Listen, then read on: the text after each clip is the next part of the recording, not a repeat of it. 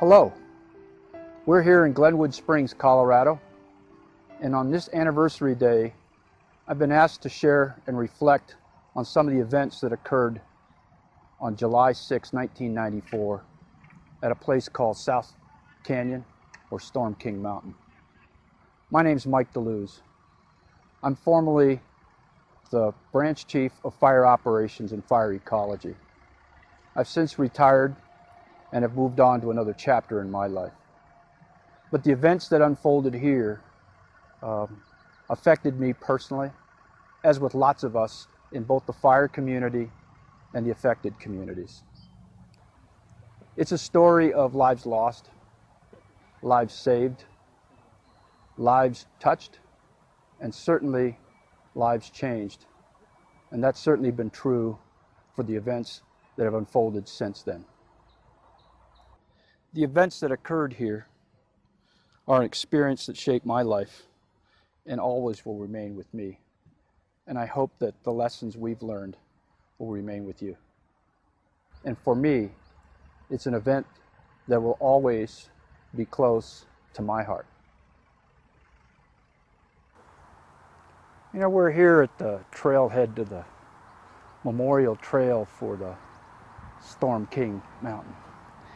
And I would tell you, as I reflect, I think about the fundamentals of firefighting.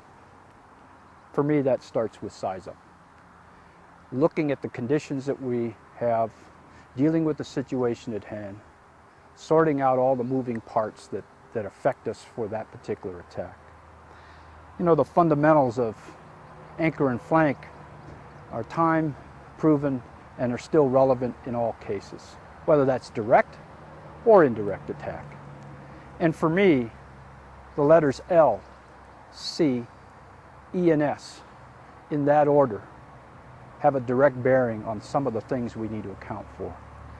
And as we look at the conditions in which we're faced, it's appropriate to account for the probability of success. It's critical that you account for the consequences of failure.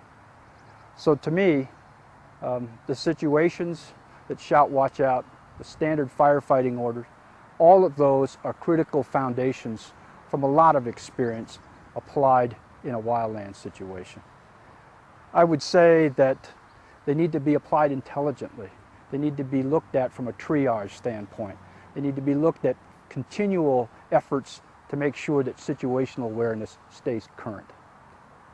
Without that, we face some very dire situations and consequences.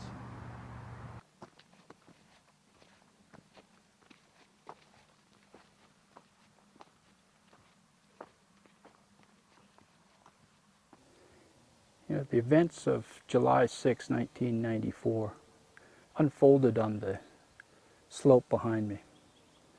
We're currently on the overlook of the Memorial Trail. And I'm reminded of the issues of objectives and responsibility. From my view, it starts with those folks who are charged with developing policy. Those folks who have to implement policy are responsible for a variety of management plans, from land management to pre-attack, to provide that strategic setting for why we're here and the purpose of the assignment.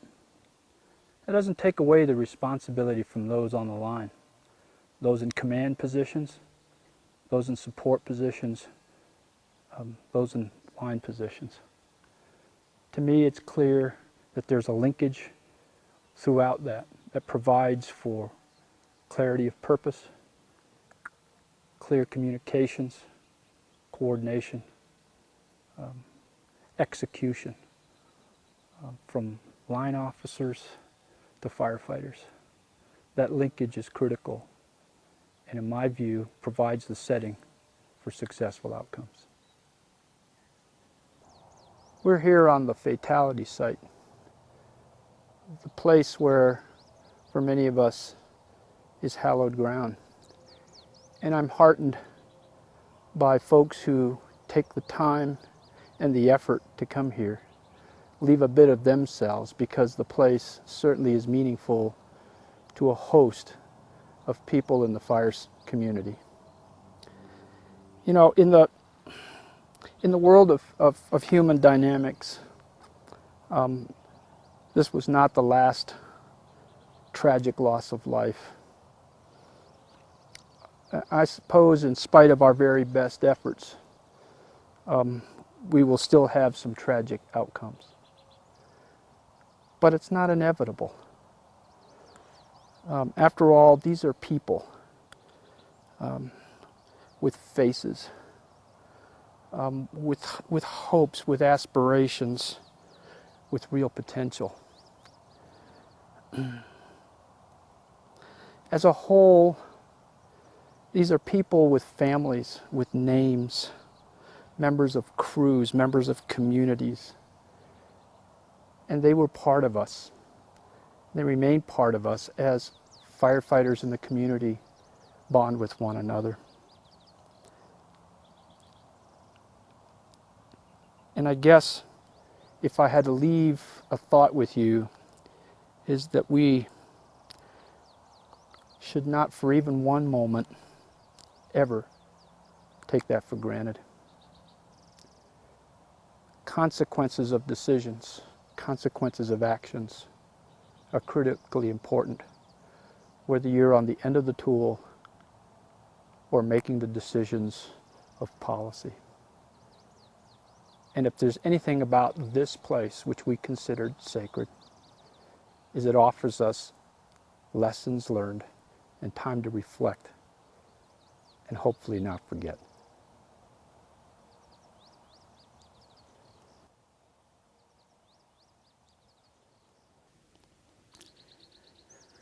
We're standing at a spot overlooking the escape route, and while we pay appropriate tribute and in the memory of those who lost their lives here, there's yet another story to be told, and that is the escape of over 30 firefighters. I can't say what I would have done. I'm not under the same stress, heat load, fatigue, anxiety, fear. But the issue is 1, 2, 3. In a blow-up situation, what would we do? And several of us have over the years gathered at a spot along here, wondering what we would have done. And part of it that leaves me haunting is that given my experiences, my instincts, I'm not sure I would have gone with them. There is yet another chapter to be written for those who were saved. There were some heroic efforts of folks that were burned, some that suffered from inhalation, and the critical piece is that others cared for each other as they made their way under terrifying situations to safety. We're here at Hellespot too, and I thought I would share some thoughts with you about us who have served or are serving in the fire community. We're privileged to share some really unique bonds. We've been drawn by a sense of adventure, and for many of us, we've been to some wonderful places and experiences. We as firefighters continue to hone our craft. There's a greater sophistication in information, in technology, in equipment, in awareness. While we do all that, there's also equally some challenges for us in expectations. We have folks who believe that if we intervene, if we thin, if we manage, if we reduce fuel load, if we provide for defensible communities, if we do all of those pieces, that we will have created a safer environment. All of those are true with respect to those particular sites. But those who believe that those are the total solutions, in my view, lack the appreciation and the respect for the forces of nature. So whatever those expectations are put on firefighters, be they political, social, ecological, economical, realize that at the end of that is a fireman with a tool, trying darndest to meet that objective. Don't put them in harm's way unnecessarily. We're here where the escape route ties into I-70, and this is the spot where the survivors finally found comfort and safety.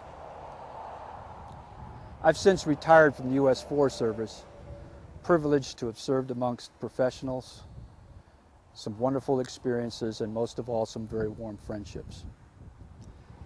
I was asked to share some thoughts with you about what I've learned and what I've thought of in terms of the most important or salient points. This started off with my story called Walk Up South Canyon. I tried to share with folks a sense of place and a sense of time that was special to me. I hope I've been able to stimulate your thinking about fire line management, fire operations, and fire safety. I also hope that I've been able to honor the memory of those lost and serve in some small way to help those who are still active in fire, on the fire line. I don't want to sound trivial or trite, but I do want to tell you that it is about safety of individuals, safety of communities, safety of people, every fire, every time. My best regards, safe travels, be well.